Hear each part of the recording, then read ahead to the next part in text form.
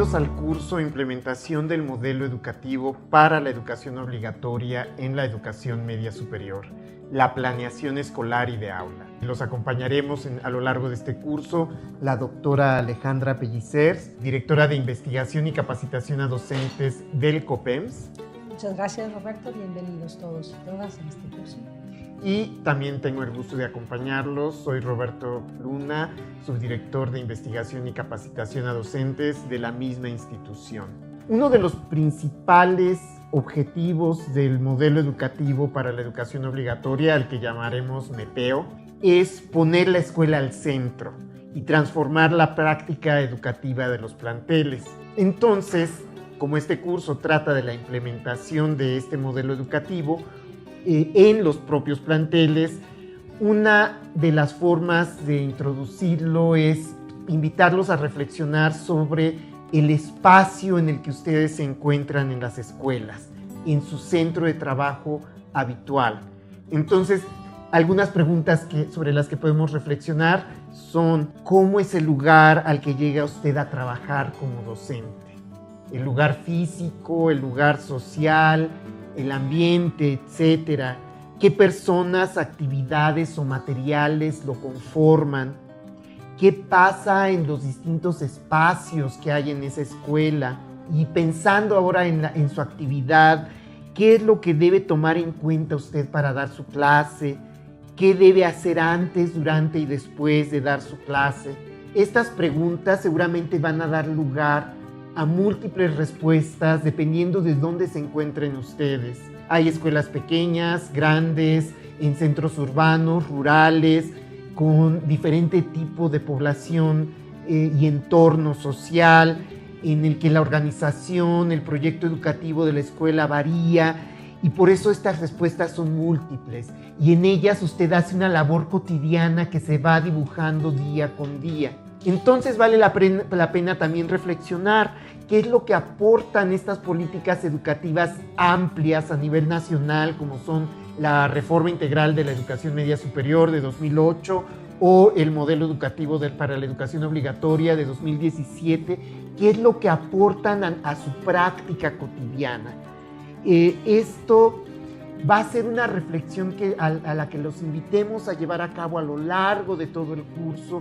Y una primera cosa que quisiéramos retomar para seguir adelante es qué piensan algunos maestros, directores y otras figuras sobre el MEPEO. En consecuencia, o en relación con esto, cuál es la continuidad entre la Reforma Integral de la Educación Media Superior y el modelo educativo. Vale la pena aclarar que a lo largo de este curso, para hablar del modelo educativo para la educación obligatoria, haremos referencia a dos documentos fundamentales: el que se llama Modelo Educativo para la Educación Obligatoria, Educar para la Libertad y la Creatividad, y los planes y programas de estudio de referencia del marco curricular común de la educación media superior. Sobre estos documentos va a versar la mayor parte del contenido del curso, y un punto de partida es ver qué saben ustedes sobre ellos. Las preguntas que tú planteas son muy importantes porque estoy segura que los docentes saben muy bien que esta media superior es muy diversa, y justo creo que responderán y atenderán a esa enorme diversidad de contextos. Y justo lo que el modelo educativo nos va a plantear es cómo poder implementar este modelo a la luz de esa gran diversidad. Y con respecto a saber qué piensan, qué saben, si lo han leído, hicimos un estudio el año pasado en una encuesta a nivel nacional dirigida a directores, docentes, presidentes de academia, en el que una de las preguntas era indagar con ellos qué tanto habían leído, qué tanto sabían sobre tres documentos muy importantes: el modelo educativo, el nuevo currículum y los programas de estudio. Con respecto a este estudio, los datos son muy interesantes porque encontramos que el 100% de los directores decían que conocían, habían leído, se habían aproximado a la nueva propuesta curricular, y el 100% de ellos que conocían los nuevos programas de estudio. Sin embargo, solo el 89% de ellos dijo que conocía o había leído el modelo educativo. Este dato es es interesante porque pues nos sugiere varias reflexiones, dado que cómo es posible tener una aproximación, un conocimiento a los programas de estudio, al nuevo currículo, y no conocer el modelo educativo, cuando este modelo educativo es el que rige, el que orienta, el que contiene o perfila los nuevos programas, el nuevo currículo. Esto creo que va a ser un tema fundamental, acompañarlos a ustedes en una lectura reflexiva, cuidadosa, de estos 3 documentos, ¿no? El modelo, la propuesta curricular y los programas de estudio. En estas áreas de oportunidad sobre el conocimiento del modelo educativo que señalas, me parece que una duda recurrente es sobre cuál es el vínculo entre la reforma integral de la educación media superior de 2008 y el modelo educativo para la educación obligatoria de 2017. Sí, Roberto, yo creo que es muy importante y que permítanos en esta introducción hacer un muy breve recuento de cuál es la continuidad de la reforma hacia el modelo y cuáles podrían ser los puntos de cambio. Recordemos que la RIEMS plantea 4 ejes fundamentales que tienen que ver con el establecimiento del marco curricular común y la definición de las competencias que definen ese perfil de egreso, cómo regular la oferta de la educación media superior, la gestión del tránsito y movilidad y portabilidad y la certificación complementaria. Entonces, la RIEMS nos habla de estos grandes 4 ejes y el modelo educativo, el MEPEO, nos habla de 5 ejes. El primero es el planteamiento curricular, el segundo, la escuela al centro, como tú bien lo señalaste, el tercero, que es un elemento fundamental del desarrollo profesional, el cuarto, elementos sobre inclusión y equidad, y el quinto, la autonomía de gestión.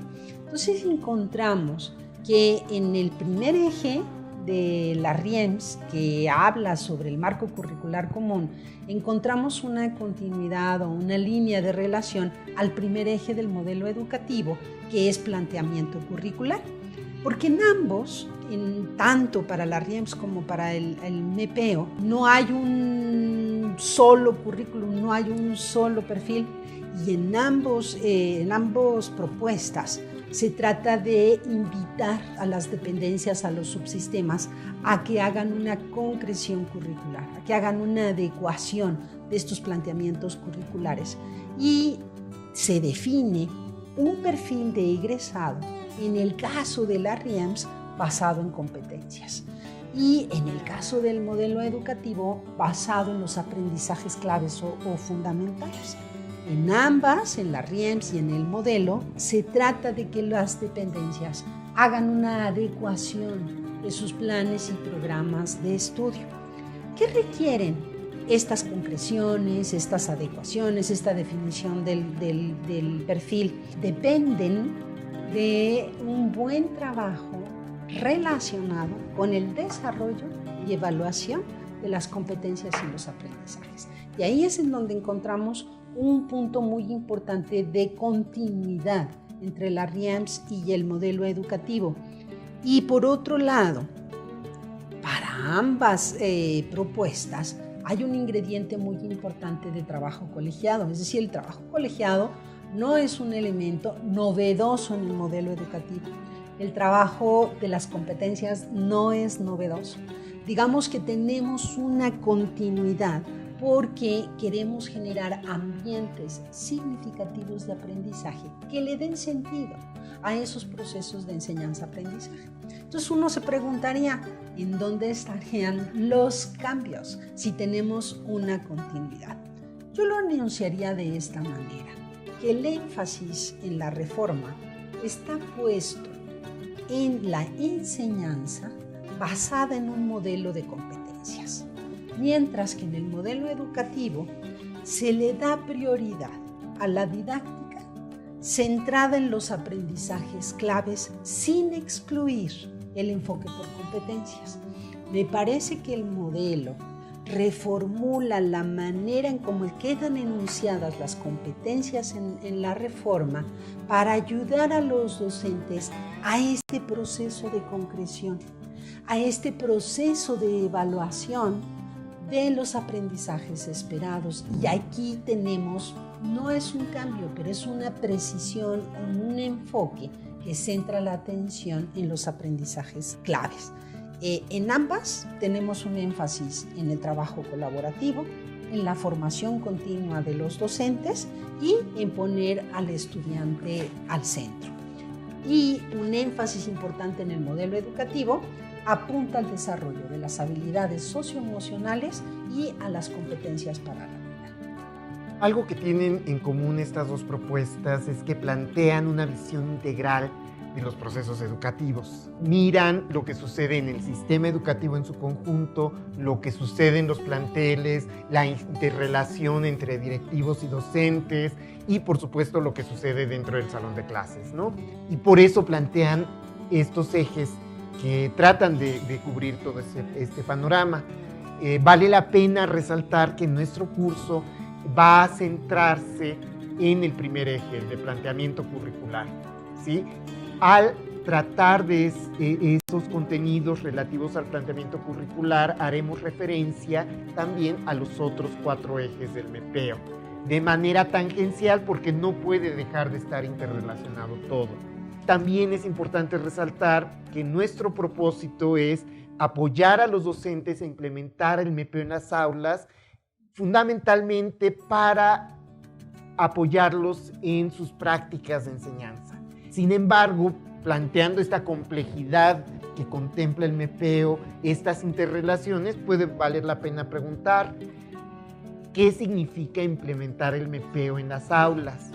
En realidad, ¿por qué y para qué implementarlo? Y sobre todo, ¿quiénes son los principales responsables de su implementación? Para seguir con esta reflexión y esta recuperación de puntos de vista de los actores en la vida real, vamos a presentarles algunas entrevistas de presidentes de academia y directores en las que ellos reflexionan sobre estas preguntas.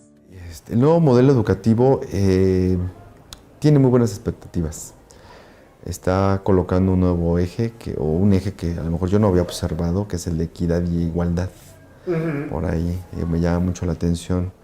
Y me da gusto porque nosotros como plantel tenemos autorizado un CAED, un centro de aprendizaje de educación para estudiantes con discapacidad, para sordos, para mudos, para débiles visuales. Entonces eso también va a venir a colocar ese punto de igualdad de equidad aquí dentro del plantel. Entonces siento que es uno de los aspectos relevantes que yo observo, independientemente de los demás. La escuela al centro y todos estos ejes que son necesarios, que ya se llevan a cabo, pero que hay que darle la prioridad de la capacitación del docente, y que ya se hace. Pero uno de ellos es la igualdad y la equidad, es eso también. Se nos pide que identifiquen los desempeños, los objetos de aprendizaje y que se pueden trabajar principalmente en forma interdisciplinaria. ¿Por qué? Porque el segundo punto que vamos a trabajar ya como academia es diseñar una situación didáctica que integre una estrategia para impulsar el trabajo interdisciplinario y o transversal. Yo considero que en este punto, donde vamos a estar integrados las diferentes asignaturas, se propone que diseñemos una estrategia de tal suerte que lo hagamos en forma interdisciplinar, donde intervengan las diferentes asignaturas, algo que tenga que ver con química, pero que también intervenga ecología, biología, física, las asignaturas que integran nuestra academia. Pero vamos a empezar revisando los programas de los primeros semestres. Ya ve que hay un calendario que marcó la SEP, donde dice que cada fin de mes, el último viernes de cada fin de mes, se tienen que hacer las academias. Nosotros no podemos hacerlas así, porque nosotros tenemos mucho personal que no es de tiempo completo. Entonces, esa gente nunca podrían interactuar en la academia si lo hiciéramos así. Nosotros tenemos que irla haciendo un día al mes, pero en diferentes días de la semana. de lunes a viernes, para que buscar la manera de que ellos interactúen. Porque ya ve que ahorita con lo del nuevo modelo educativo tenemos que estar trabajando en mayor comunicación y que toda la gente esté involucrándose, qué es lo que va requiriendo cada materia o cada asignatura y los semestres qué es lo que van requiriendo, ¿no? Es importante resaltar que a lo largo del curso vamos a hacer uso de videos que muestran situaciones reales de clase, de los datos que hemos obtenido a través de diferentes estudios, de bibliografía, y con estos elementos les vamos a ir proponiendo una lectura reflexiva de los documentos del MEPEO en la que trataremos de destacar los espacios de decisión con los que cuentan los docentes, los planteles, para llevar a cabo la implementación. Además, se abordarán temas relacionados con las propuestas del MEPEO que seguramente serán de utilidad para la práctica docente.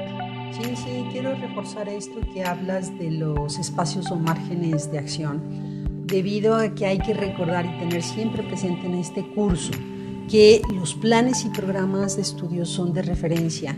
El modelo plantea lineamientos y orientaciones. Y en este curso queremos ver de qué manera, cómo implementar el modelo. No puede ser una receta que se aplique de manera indistinta a los diferentes contextos, sino poder trabajar acá. ¿Qué quiere decir hacer adecuaciones? Dentro de un margen que le permite a los planteles, a los directores, a los docentes, hacer esta concreción curricular a esos contextos particulares.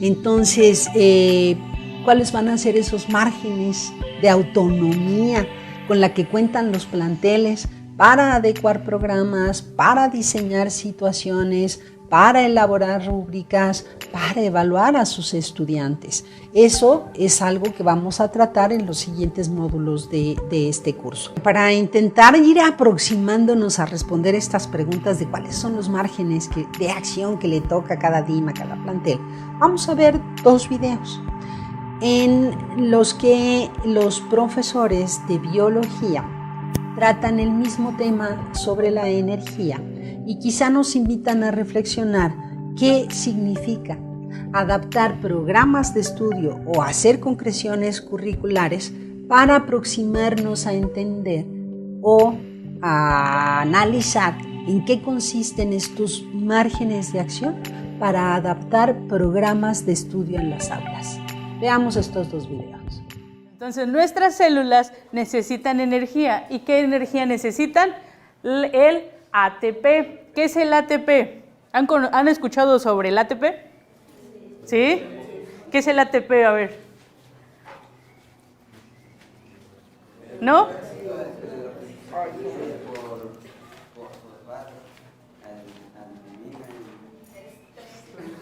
¿No? Bueno, tenemos la estructura del ATP aquí en la pantalla, el cual está formado por un grupo de 3 fosfatos, una ribosa y lo que es una adenina.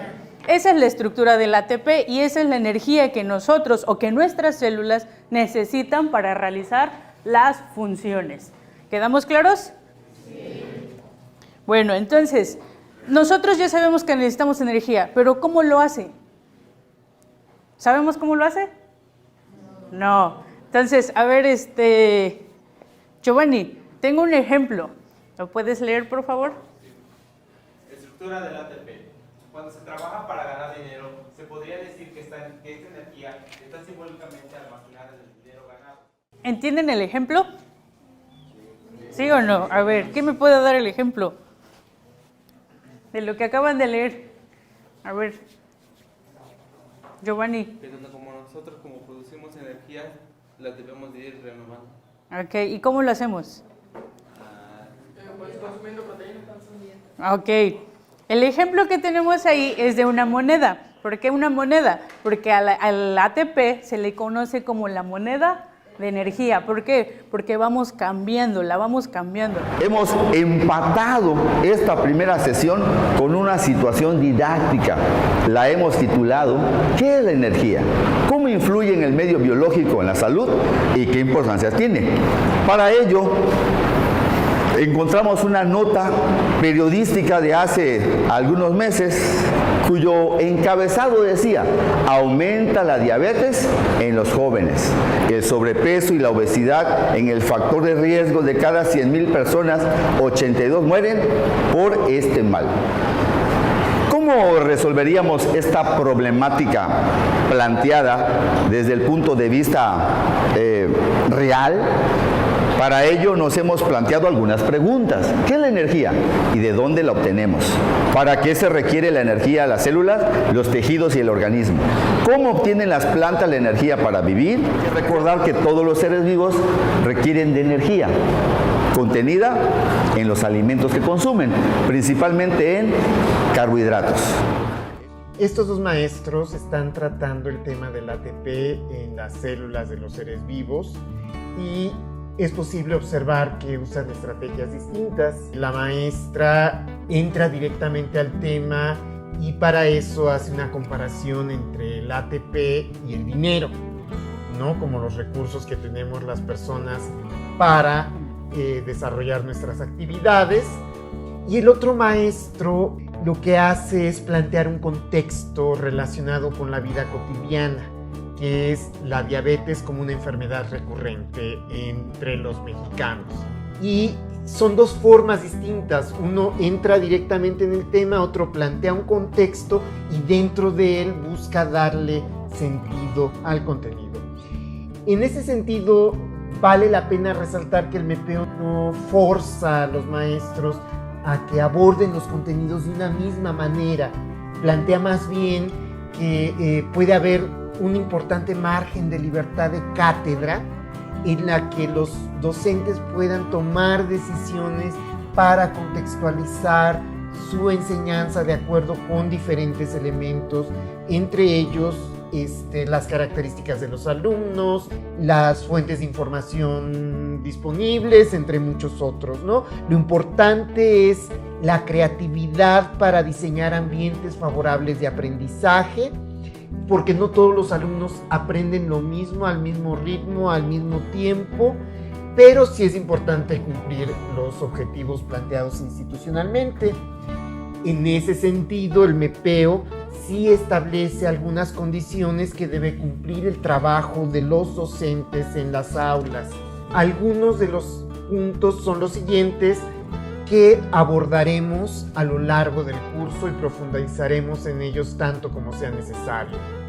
El primero, debe estar alineado este trabajo de los docentes a una planeación escolar, la cual a su vez estará orientada hacia la consecución de un perfil de egreso establecido curricularmente. Segundo, debe responder a una planeación de aula sostenida en un programa adaptado mediante el análisis, la reflexión de los docentes para que sea pertinente al contexto escolar. Debe estar inserto en una serie de situaciones didácticas que dan contexto significativo a los procesos de aprendizaje. Y finalmente debe promover una evaluación formativa que no solo esté centrada en los logros de aprendizaje de los estudiantes, sino en la capacidad de la escuela y de los propios docentes de cumplir las variables mencionadas. Es importante decir que el cumplimiento de estas condiciones evita que los docentes actúen de manera improvisada y que orienten su enseñanza a acciones significativas para los alumnos. Entonces el objetivo de este curso lo debíamos de esta manera. A través de ofrecer a los docentes de la media superior herramientas didácticas para la implementación de este modelo, a partir del conocimiento y análisis de uno de sus ejes, que como ya señalamos vamos a trabajar solo el planteamiento curricular, y con el fin de orientar el diseño de situaciones didácticas que se articulen con las planeaciones escolares y de aula, buscamos que los docentes se apoyen de manera sustantiva en el trabajo colaborativo para que desde una perspectiva integral y flexible logren adecuar los contenidos de los programas de estudio y utilicen diversas estrategias de evaluación de los aprendizajes esperados y de sus estudiantes. De manera particular, con este curso buscamos promover que los docentes asuman ciertas perspectivas sobre la educación y las incorporen en su práctica. Entre ellas están: los procesos educativos implican asumir una perspectiva integral y a la vez flexible para la adecuación de los contenidos planteados en los documentos curriculares que sean adecuadas a las necesidades específicas de cada plantel. Esta perspectiva de la educación integral compromete a todos los docentes a integrarse en grupos de trabajo colaborativo.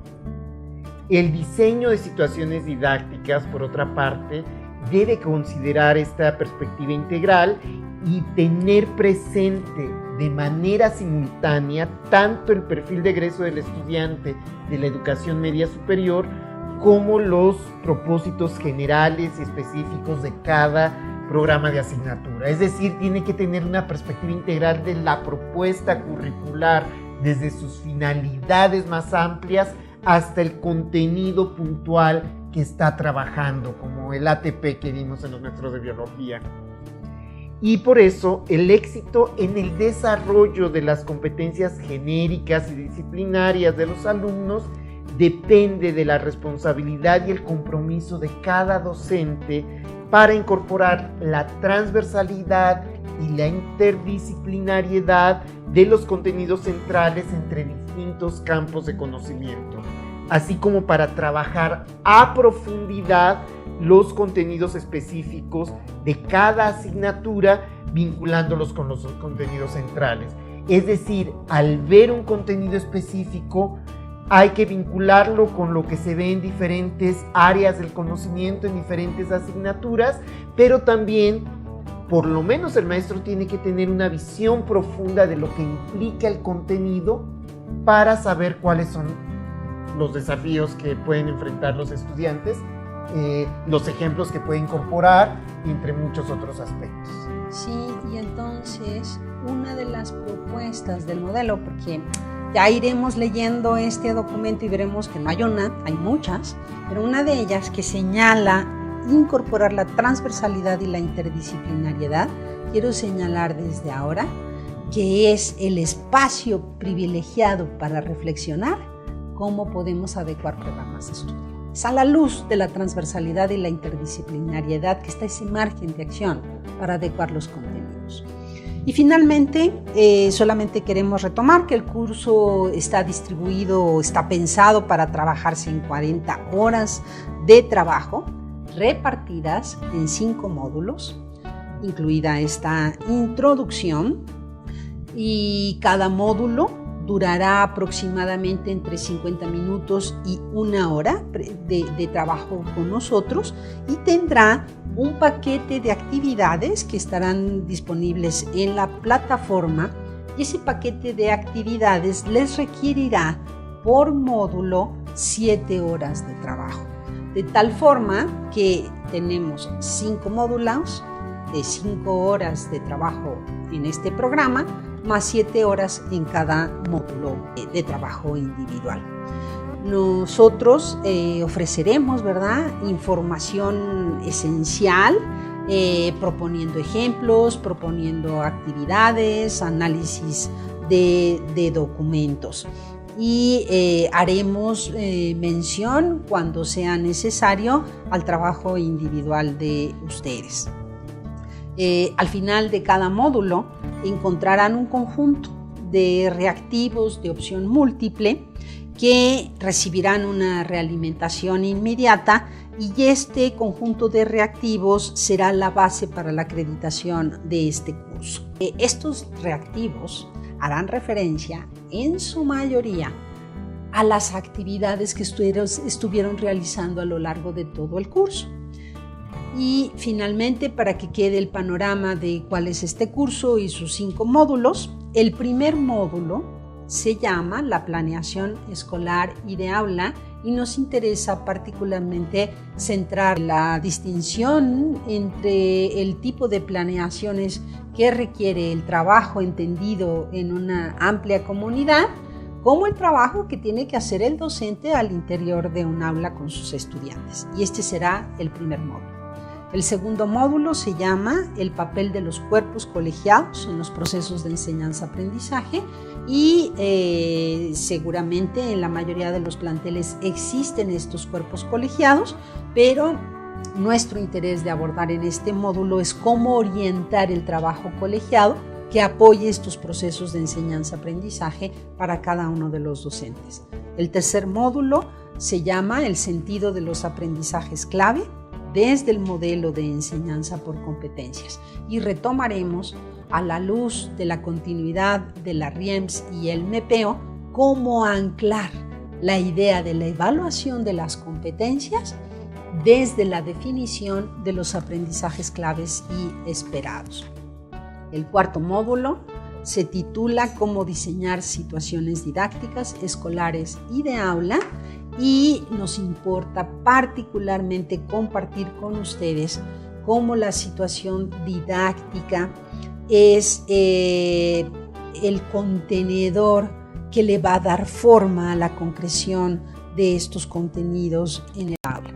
Y finalmente el último módulo lo titulamos Una reflexión sobre el diseño y uso de formatos para la evaluación de los aprendizajes clave, debido a que tanto ustedes como nosotros sabemos que existe una gran diversidad de formatos y queremos hablar, discutir, reflexionar en su diseño, en su utilidad y en la responsabilidad que implica para cada docente llenar estos formatos. Pues con esto estamos trabajando el curso y esperamos que nos acompañen a lo largo del mismo. Muchísimas gracias por la atención en esta introducción. Muchas gracias, Alejandra. Gracias a ustedes. Reitero la invitación de que nos sigan acompañando en este curso y de que sigan haciendo el esfuerzo de implementar el modelo educativo para lograr una educación de mayor calidad y más pertinente para sus planteles y sobre todo para sus alumnos. Hasta luego. Secretaría de Educación Pública, Gobierno de la República.